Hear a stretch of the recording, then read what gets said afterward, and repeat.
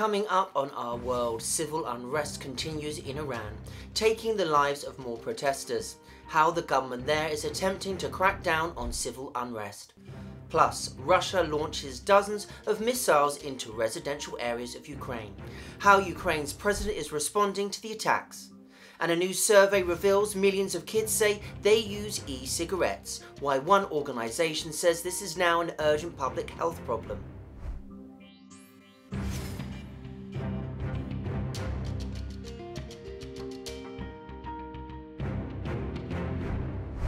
Welcome to Our World, I'm Stephen Walker. Anti-regime protesters continue to take to the streets of Iran despite crackdown by Iranian authorities. What started over severe restrictions on women's rights has grown to encompass more wide-reaching grievances. We want to warn you that some of the footage you're about to see is graphic and disturbing to watch. This is how the fourth week of Iran's uprising started. The wails of one more family's forever farewell. Another young life taken too soon. One of several lives lost in a day of rage, a day of carnage in Iran's Kurdish region. These are the images the regime doesn't want the world to see. They cut off the internet in Sanandaj, making it hard for us to tell the stories of the dead and those left to mourn.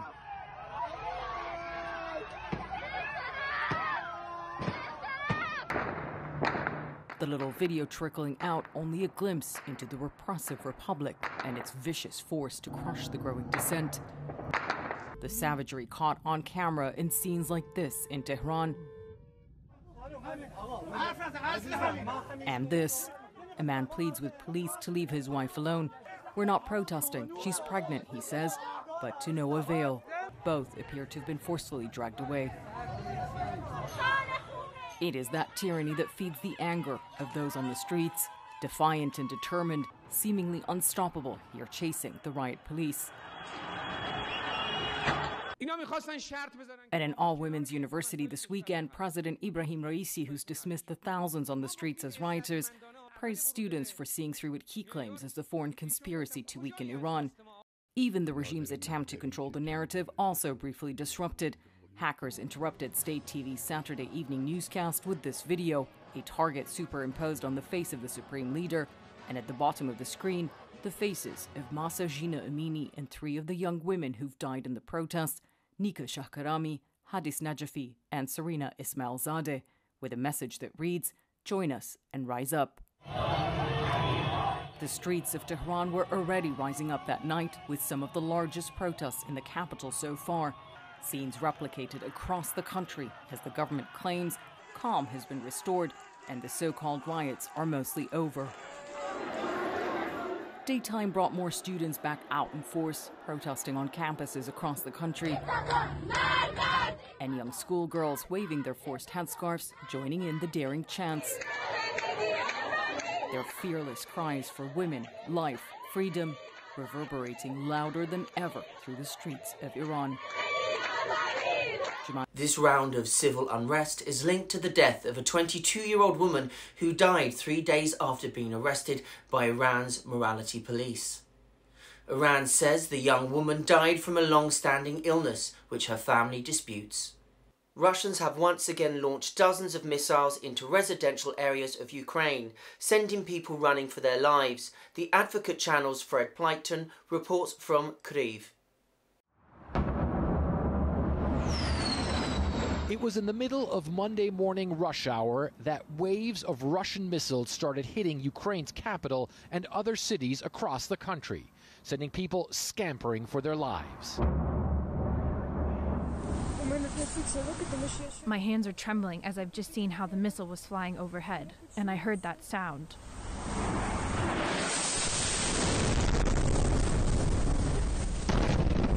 Ukraine says the Russians launched more than 80 missiles and more than 20 attack drones at targets in Ukraine. While the air defenses took many out, they couldn't stop them all. Ukraine's president quick to condemn the attacks. We are dealing with terrorists. They want panic and chaos. Ukrainian cities like Lviv, Kharkiv, Dnipro, and multiple others reported power outages after Russia's attacks. The deputy head of Ukraine's presidential administration telling me they are working to get the electricity grid back up and running. Of course, critically for us, it's critical infrastructure, electricity infrastructure.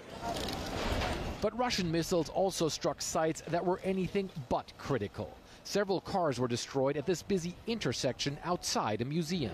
Even hours after the initial attacks by the Russian military, there are still air raid sirens going off here in the Ukrainian capital. And you can see right here, this is just one impact site of where one of those Russian missiles hit. It ripped a hole into the tarmac of the road here, and 5 people were killed in this place alone. The attacks come just days after a major Russian logistics route, the Crimean Bridge, was heavily damaged by an explosion. Moscow blames Ukraine for the blast, though Kiev has not taken responsibility for the attack.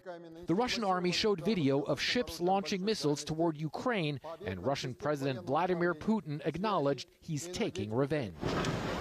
But this clearly was not a command facility. In central Kiev, a playground took a direct hit, leaving a giant crater.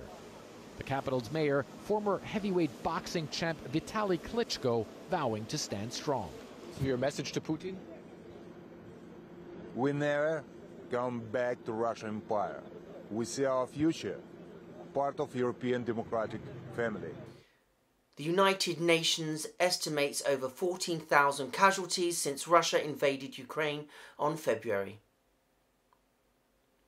An urgent public health problem. That's what one organisation is calling the use of e-cigarettes by kids and teens, following the results of a recent survey in which millions of middle and high school students reported using e-cigarettes this year. The Advocate Channel's Mandy Gaither has a deeper look at the data and what tobacco-free advocates say need to happen to keep kids safe.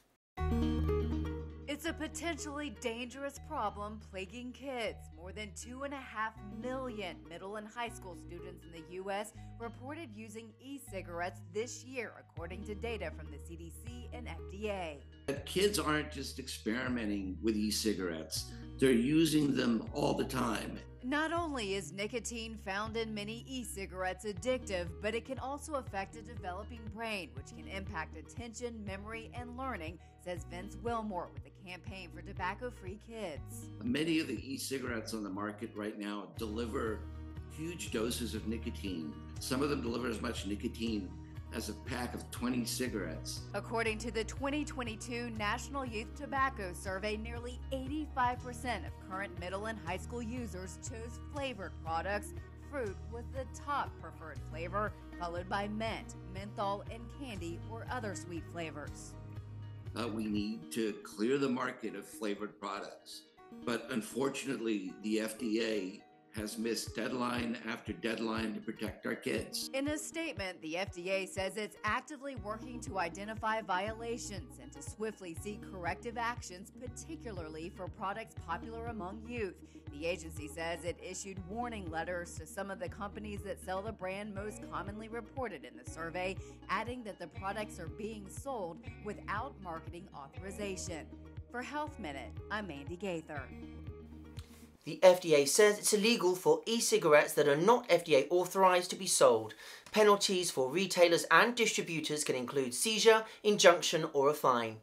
The bright orange sticky residue that Cheetos leaves on your fingertips has now been immortalised, with a giant 17-foot statue of a hand holding a massive Cheeto. The Cheetos brand erected the statue in Cheetal, community of Alberta, Canada. Why there? Well, because Cheetal is actually what the Cheetos company calls the infamous cheesy fingertip dusting. The unique art piece will only be in Cheetal until November 4th. After that, it will embark on a Canadian tour to celebrate its cheesy goodness with other Cheetos fans. Pride.com is making history with its first digital cover, featuring the stars of the original series High School. The new streaming series is based on the best-selling memoir of musicians Tegan and Sarah Quinn, and was created by their friend, actor and director Clea Duvall. The stars of the series are Rayleigh and Susan Gilliland, also with Kobe Smulders. Go to Pride.com for the full feature and article on the historic cover shoot and exclusive behind-the-scenes footage. Thank you for joining us for Our World. The Advocate channel is streaming now on Roku, Fire TV, Apple TV, Android TV, and you can also download our app on your Android and Apple devices.